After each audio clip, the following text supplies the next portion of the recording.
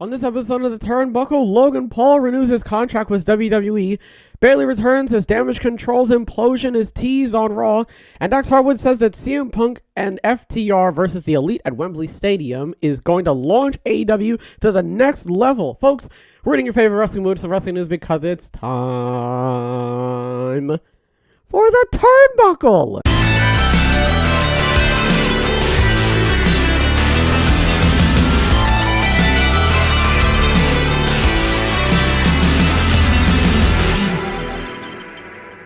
Logan Paul is officially back under contract with WWE.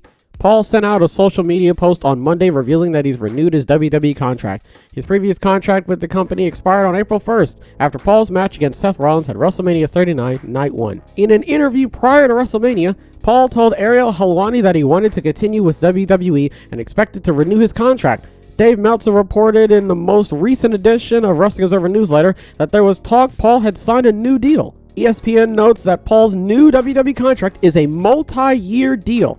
I feel incredibly blessed to have found something that I'm good at 28 years old, Paul said to ESPN, and the fact that the organization believes I'm good enough to continue hopefully building this WWE legacy is mind-blowing, and I'm incredibly grateful and incredibly blessed, and as long as I can keep putting on good shows, man, I'm going to keep doing the sport. I've said it before and I'll say it again. I think Logan Paul is a incredibly talented wrestler. I think that, all of his experience in doing YouTube and, just being, all over the internet and then definitely going into boxing right after, I think it's given him a lot of experience and it's definitely given him a lot of tools that he can use easily, right, with wrestling, so I think that if you're going to have anybody, come out from the celebrity bubble and step into the wrestling world, I think it definitely would be a guy like Logan Paul. Not to take the shine away from Bad Bunny, who has been doing just exponentially, right, ever since he popped onto the scene a couple years back, and it seems like they're definitely going with the Bad Bunny route again, potentially because he was at WrestleMania, and he is also playing a role in the LWO versus Judgment Day storyline. That definitely seems like we are potentially going to be seeing him maybe perform. I don't know, maybe perform in a different sense in a match or two. I'm not 100% sure, but it seems like Bad Bunny and Logan Paul are definitely, I don't know the word, but they're definitely the catalyst for hey, if you're going to come in here and you don't really know a whole lot about wrestling, you should probably look to these two guys, to get a couple pointers. So ultimately, if we're looking at him as a performer, as a competitor, right, as an in-ring talent, I think he's absolutely hit it right on the head, and I cannot wait to see what he has in store in the foreseeable future, because remember, it's a multi-year deal, so I can only imagine, what he's going to get up to. Next, we're going to talk about Bayley returning as Damage Control's implosion has been teased on Raw. All signs point to the implosion of Damage Control. On last night's Raw, Bayley returned to WWE programming for the first time since WrestleMania 39, quelling unverified rumors of her unhappiness with the creative direction in WWE. In a backstage segment, Bayley initially announced that she, Piper Niven, and Mia Yim would be involved in a three-way bout, with the winner getting a shot at Bianca Belair's Raw Women's Championship. However, Io Sky and Dakota Kai voiced their displeasure, suggesting that Bayley should be looking out for them rather than getting herself another title opportunity.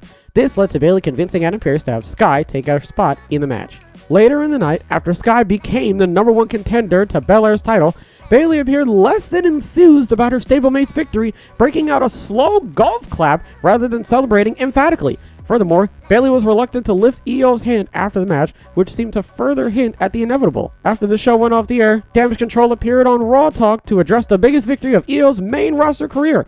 Fans noticed that Bayley was once again not very excited about the outcome, even as Sky and Kai celebrated by hugging each other. "I'm going to be your Raw Women's Champion," a confident Sky told Byron Saxton as Bayley looked on. In the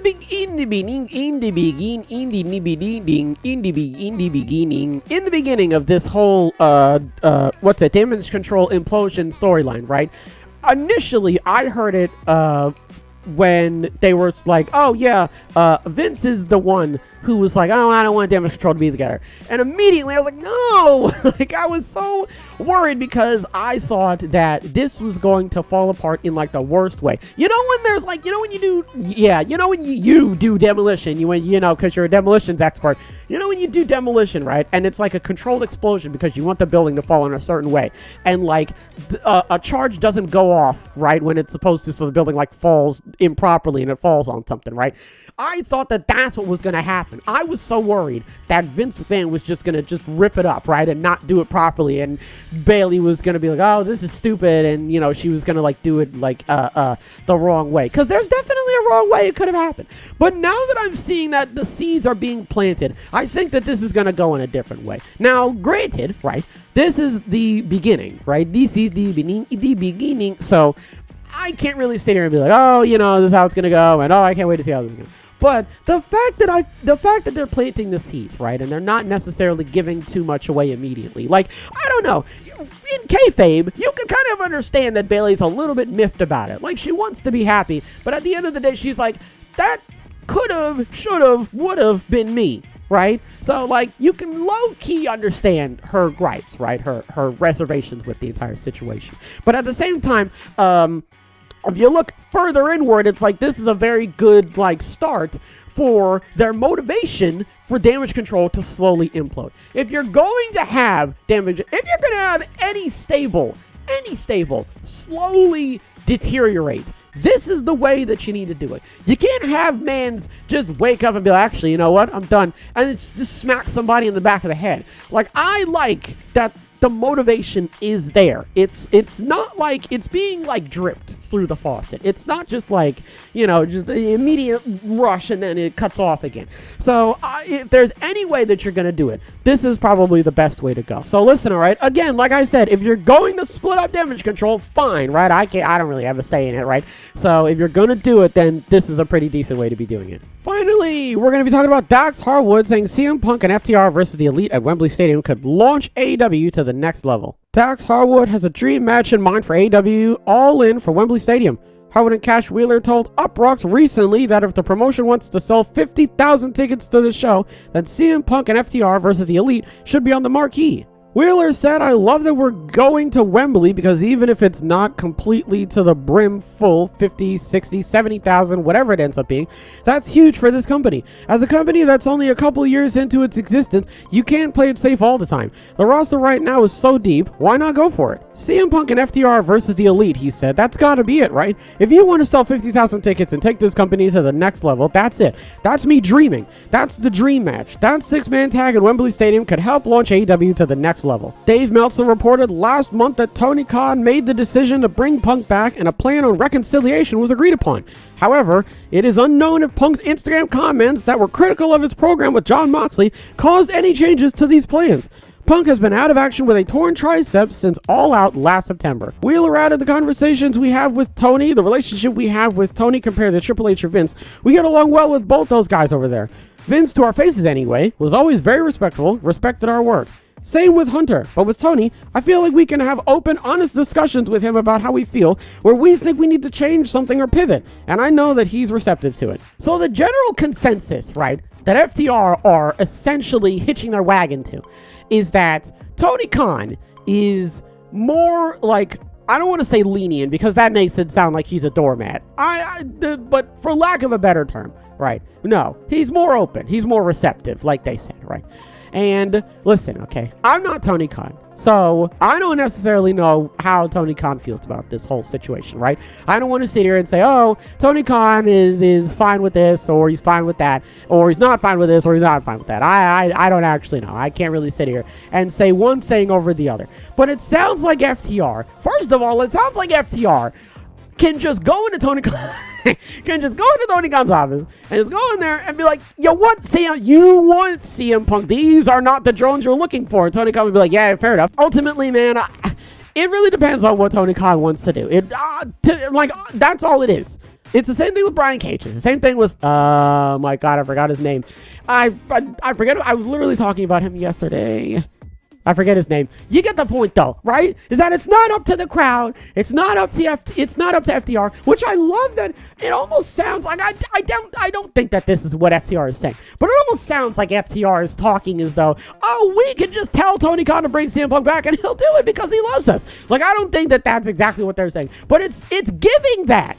It's giving sway, and I don't necessarily know if that is something that Tony Khan is going to be receptive to, is if that is something that he's going to give up. But I don't know. Is it going to be a very sought-after match, and it's definitely going to get a lot of butts in seats? Yeah, more than likely. But I don't think it's going to sell it out, but I don't know. So we're going to have to wait and see.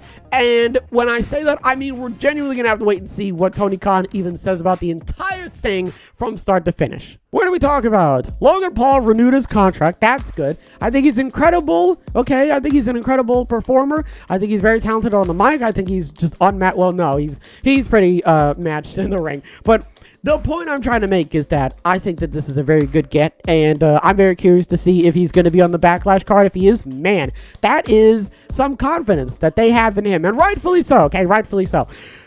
What's it? Damage Control, almost said Bayley. Damage Control is teasing the implosion. That's it. The Hadron Collider. I don't know what I'm talking about. It doesn't sound like something that's going to happen like by WrestleMania Backlash. That'd be crazy. Io Sky versus Dakota Kai versus Bayley in a triple threat match. I mean, I can't believe we're getting, if that even happens, I'm not going to be upset, but I'm low-key going to be a bit butthurt about it because we got that match before we got the implosion of the New Day, but that's just me. So I don't necessarily know when exactly this whole situation is actually going to culminate, right, to the end goal, right, the end game of this whole storyline. I'm not in a hurry, right? Again, like I said, I want to be strung along. I'm curious to see how the storyline is going to play out. I don't necessarily know what's going to happen, so we're just going to have to wait and see with that. And Dax Harwood says that CM Punk and FTR versus the Elite is going to be so good that the world, half the world will go see this, and there'll be so many people at Wembley Stadium that the world's gravitational pull will shift, and the North Pole will be on the west and the South Pole will be on the east, and we'll all be eating at different times a day, and 24 hours will extend to 36, and time as we know it will be absolutely unraveled, and no one will have any idea on how to rewrite the world. History will be made at that moment in time, and man, it'll all be thanks to FTR. So when that does happen, because it will happen, everybody collectively has to scream thank you FTR so loud that the stadium cannot handle the decibel levels. It crumbles, and we all walk away from it going, man, that show sure was great. Thanks to FTR for doing that. So I look forward to that. I can't wait to see what happens with that. And man, I'm definitely going to be there. I'm going to be front row center. I'm going to have to sell one of my kidneys and also one of my limbs just to get in one of those seats. But listen, I can't wait to see it, and I think it'll be great. Folks, that's going to do it for this episode. Hopefully everybody has a wonderful tonight and a wonderful tomorrow. And as always, big hugs. Big hugs all around.